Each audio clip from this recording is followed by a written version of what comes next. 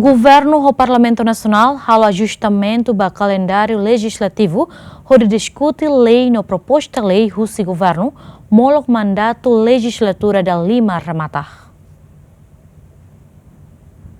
Segunda semana, presidente do Parlamento Nacional, Aniceto Guterres Lopes, rassurumal o primeiro-ministro Tauro Matarrua, colhia com o plano legislativo o tempo resto legislatura da Lima Niang, a discute lei no proposta lei do governo, onde nune bele ajusta o calendário legislativo e a tempo resto legislatura Niang. Plano legislativo e tempo resto de janeiro bato legislatura formoso, né? Também governo minha proposta iniciativa lei e a proposta lei Roma nebe atu hata makarik a minha cara hata ne dia clio para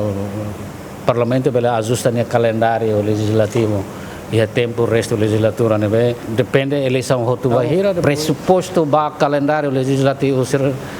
parlamento nene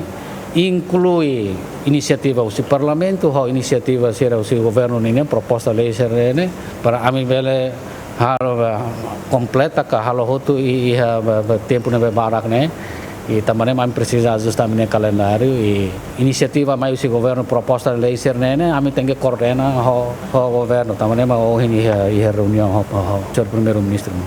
Mandato legislatura da Lima se remata e a Lawrence no Resinhat, fulan setembro, tina rinhurua no Resintolo, sura o tempo recesso durante fulan rua, no sessão legislativa funcionamento normal da legislatura da Lima se to'o e a Lawrence no Resinhat, fulan julho, tina rinhurua no Resintolo. Felicitas Borges, Jaime dos Santos, GMN.